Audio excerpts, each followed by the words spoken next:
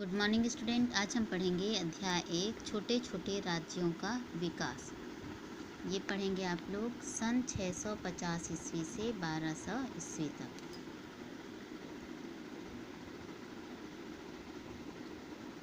सन 647 में राजा हर्षवर्धन की मृत्यु हुई। उसके बाद आने वाले 600 वर्षों तक भारत में कोई भी बड़ा राज्य नहीं बना और पूरे भारत में कई छोटे छोटे राज्य बन गए। कोई बड़ा राज्य नहीं बन सका, लेकिन क्या है, छोटे छोटे राज्य बने। ऐसा क्यों हुआ? ये छोटे छोटे राज्य कहाँ से आए?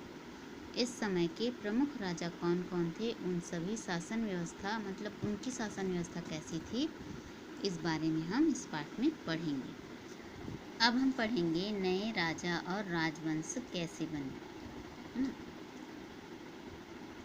सन 650 के आसपास के प्राप्त शिलालेखों और ताम्रपत्रों से पता चलता है कि इस समय भारत में कई शक्तिशाली राजा हुए, है ना।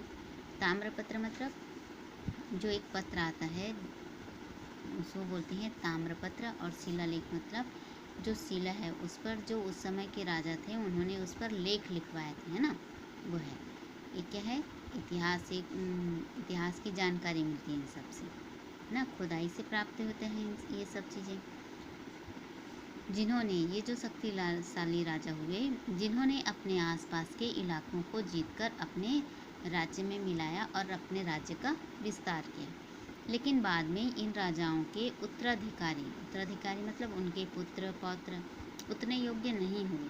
इस कारण उनके राज्यों में के अधिकारी जैसे प्रांत प्रमुख, सेना प्रमुख आदि अपने इलाकों में ज़्यादा आज़ादी से शासन करते थे और धीरे धीरे उस राजा की अधीनता मानने से भी इनकार करने लगे, है ना। अपनी आज़ादी से वो क्या करते थे? ये जो प्रमुख होते थे उनके उत्तराधिकारी अयोग्य होते थे, है ना। तो ये जो प्रमुख व्यक्ति होते थे, प्रांत प्रमुख या सेना प्रमुख, वो क्या करते थे? अपने इलाकों में ज़्यादा आज़ादी से शासन करते और धीरे धीरे राजा की अधीनता को भी मानने से इनकार कर देते।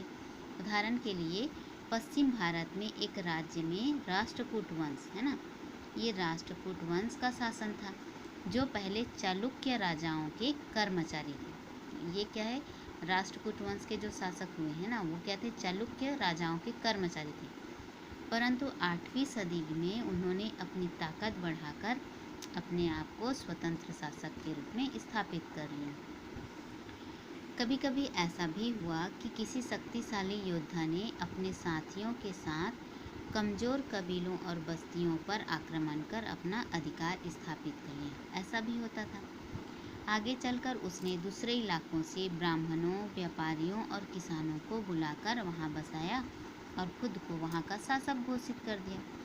उदाहरण दिया है इसके लिए कि जोधपुर के पास घटियाला में मिले एक शिलालेख से पता चलता है कि इस क्षेत्र में प्रतिहार वंश के लोगों का शासन इसी तरह, किस तरह, क्यों क्या है, अपने आसपास के साथियों को कमज़ोर बनाकर क्या करते थे? अपनी बस्तियों में या फिर कबीलों पर आक्रमण कर अपना अधिकार स्थापित करते थे और फिर उस इलाके में ब्राह्मणों, व्यापारियों को वहाँ बसा देते और उन पर शासन करते। राजस्थान में जोधपुर के पास घटियाला में जो एक शिलालेख मिला है वो इसी प्रकार का उदाहरण है ना। यहाँ क्या है? प्रतिहार वंश के लोगों का शासन स्थापित हुआ। वैसे ही जबलपुर के निकट त्रिपुरी राज्य में कलचुरियों ने छत्तीसगढ़ में अपना शासन स्थापित किया। हमारा छत्तीसगढ़ है ना, जिसमें हम लोग रहते हैं, वहाँ त्रिपुरी राज्य के कलचुरियों ने अपना शासन स्थापित किया। राजा और राज्य बनने में कुछ और मतलब राजा और राज्य बनने के कुछ और भी तरीके थे। जैसे था, कुछ परिवारों ने जमीन के बड़े बड़े टुकड़ों पर अधिकार कर लिया। उन जमीनों में से अच्छी फसलें प्राप्त करने के लिए सिंचाई के नए साधन जैसे कुएं, तालाब, बावड़ी आदि बनवाए। उन्होंने क्या किया? पहले बड़े बड़े इलाकों पर अपना अधिकार जमा लिया और उन जमीनों पर अच्छी फसलें प्राप्त करने के लिए क्या किया? कुएं, तालाब, बावड़ी बनाए, है ना। इससे फसलें क्या है, अच्छी होने लगी और वे संपन्न होने लगे, धनवान होने लगे। धीरे धीरे इन इलाकों के लोगों पर अपना दबदबा, अपना पावर बनाने लगे और लोग उनकी बातें मानने लगे। इन परिवारों ने अपने को श्रेष्ठ और ऊंचा सिद्ध करने के लिए अपने वंश का संबंध देवताओं व ऋषियों से जोड़ा, है ना। भले वो उनका वंश कैसा भी रहे, लेकिन उन्होंने क्या किया, अपने आप को श्रेष्ठ बताने के लिए अपने वंश का संबंध किससे जोड़ा, देवताओं और ऋषियों से। उदाहरण दिया है इसके लिए कि बंगाल में पाल वंश, मध्य भारत में कलचुरियों का उत्थान कुछ इसी तरह हुआ था। तो ये हुआ राजवंश और नए राजा कैसे बने, है ना। फिर है ब्राह्मण और भाटों की भूमिका।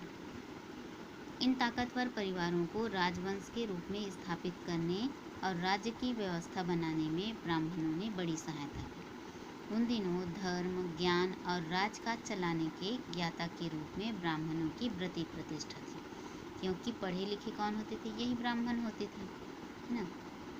इसलिए उत्तर और दक्षिण दोनों ही क्षेत्रों के राजाओं ने गंगा यमुना तट पर बसे ब्राह्मणों को अपने राज्य में बसाया।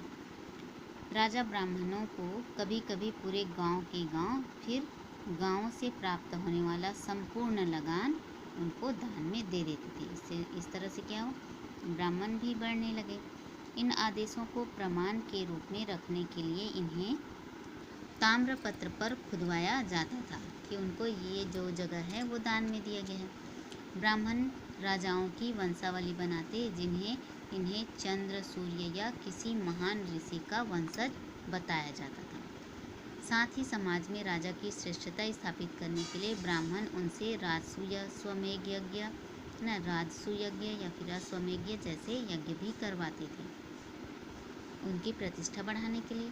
छत्तीसगढ़ में कलचुरी शासक रत्नदेव तृतीय का ऐसा एक दान पत्र देने वाला ताम्रपत्र हमें प्राप्त हुआ। ये है वो ताम्रपत्र। रत्नपुर के राजा रत्नदेव तृतीय का दान पत्र 12वीं शताब्दी न खरौद शिलालेख, जिनमें दान का उल्लेख किया गया है। आज के लिए इतना ही।